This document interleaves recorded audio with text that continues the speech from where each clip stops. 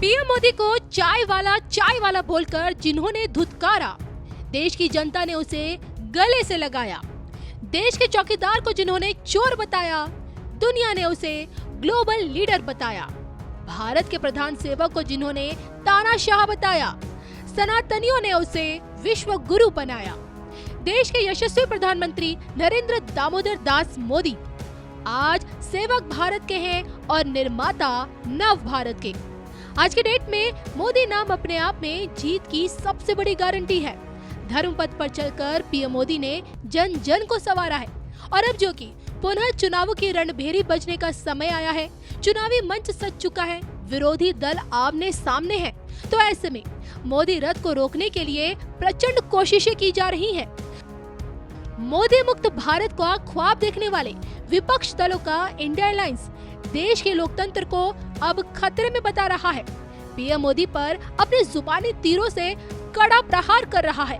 एक तरफ जहां मोदी विरोध में न्याय यात्रा निकाली जा रही है, तो वहीं मोदी विरोध में विपरीत विचारधारा की पार्टियां आपसी गठबंधन भी कर रही हैं।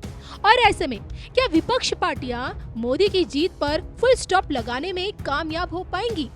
2 डिजिट में सिमट चुका विपक्ष अब की बार कितनी सीटें लेकर आएगा? और जिन्होंने पीएम मोदी के खिलाफ बीते 9.5 सालों में जो जहर उगला है, उनका क्या? इसको लेकर क्या कहती है राज पुरोहित मधुर जी की राजनीतिक भविष्यवाणी? देखिए सिर्फ और सिर्फ धर्म ज्ञान पर। लोग जानना चाहते हैं जिस तरह से धर्म का उत्थान हो रहा है और राम के काज का न्योता जो इंडी गठबंधन ने जो ठुकराया, और उसके बाद जो पोल्स नज़र आ रहे हैं जो कह रहे कि देश का मिजाज अब मोदीमय हो चुका है, गठबंधन को नहीं मिलने वाली सीट। आपको क्या लगता है अब की बार गठबंधन, इंडी गठबंधन जो गुट बना हुआ है मोदी विरोधियों का, जो कितनी सीटें, 2 डिजिट था 44 सीटें 24 के माफ कीजिए 19 के लोकसभा चुनाव में जीत पाए थे विपक्षी पार्टी आपकी कांग्रेस। अब की बार 2 डिजिट से क्या सिंगल डिजिट आपको लगता है? देखिए ऐसा है, 44 था, कुछ सीटें बढ़ेंगी इस बार, लेकिन बहुत बड़ा व्यक्तित्व तो नहीं बनेगा। इसलिए नहीं बनेगा कि जब जानते हैं क्या है कि एक वृक्ष की जड़ होती है, बिना जड़ का वृक्ष नहीं होता। और उसमें कभी भी आपने कोई भी वृक्ष देखा होगा, जैसे बट वृक्ष है तो वो प्रत्येक जगह पर शाखाएं फैल करके वो उसकी जड़ें हर जगह फैल जाती हैं। तो ऐसे में इंडी नाम का जो गठबंधन है, अब उसमें बहुत सारे लोगों की विचारधाराएं हैं। उन विचारधाराओं में सीटों को लेकर के अभी भी तमाम तालमेल नहीं बैठ पा रहे हैं। जहाँ कहीं बैठ भी जा रहे हैं, सपा और यहाँ दिल्ली में देख लीजिए केजरीवाल जी और कांग्रेस, तो आदि जहाँ बैठ भी जा रहे हैं वहाँ परिस्थितियाँ अनुकूल नहीं हैं। क्यों? क्योंकि यहाँ प्रत्येक व्यक्ति, जैसे कहते हैं कि उस समय विश्व मोहिनी रूप रख करके जब भगवान जो है नारायण को वरमाला पहनाने के लिए जा रहे थे, तो नारद जी को भी एक बार ऐसा हुआ कि नहीं, हमको पूरे विश्व में ऐसा सुंदर बनना है कि हमारे जैसा कोई हो ना। भगवान ने कहा ठीक है, तुम सबसे अलग दिखोगे, बना दिया बंदर का मुँह। तो बना दिया बंदर का मुँह, अब उनको पूरा समाज हंसने लगा।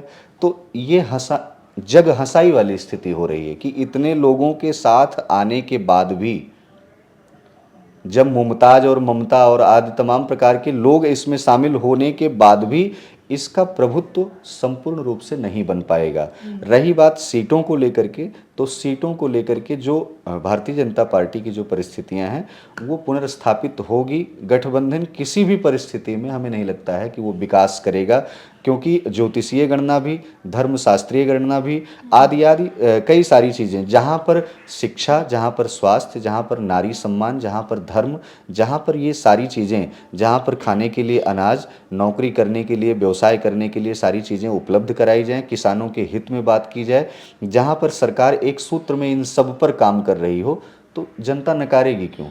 उसके पास क्या ऑप्शन है? वो क्यों नकारेगी? अपनी सिरदर्दी क्यों बढ़ाएगी? वो पत्थरबाजों को लाने के लिए? तो इसलिए समाज ये देख रहा है, समाज में सनातन की पुनर्स्थापना होगी। जो जो सनातनी होगा वो दोबारा चुना जाएगा। वो गठबंधन में ही क्यों ना हो। गठबंधन में बहुत सारे ऐसे लोग हैं, लेकिन वो इसलिए छुपे हुए हैं क्योंकि जान रहे हैं कि राहु अपना वो जो है ग्रहण लगाने के लिए बैठा है सामने। तो वो परिस्थितियां ऐसी बनी हुई हैं कि वो बेचारे दबे हुए हैं। अच्छा, जो उससे निकल जा रहे हैं वो चले आ रहे हैं कमल पर, जहाँ साक्षात लक्ष्मी विराजमान है, नारायण, वो चले आ रहे हैं इधर प्रणाम करने के लिए। तो ऐसे में 2024 की जो रूपरेखा है, जो बनती हुई सरकार है, मैं किसी भारतीय जनता पार्टी का जरूरी नहीं अनुयायी नहीं हूँ। मैं प्रत्येक भारतवर्ष में प्रत्येक सनातनियों का अनुयायी हूँ।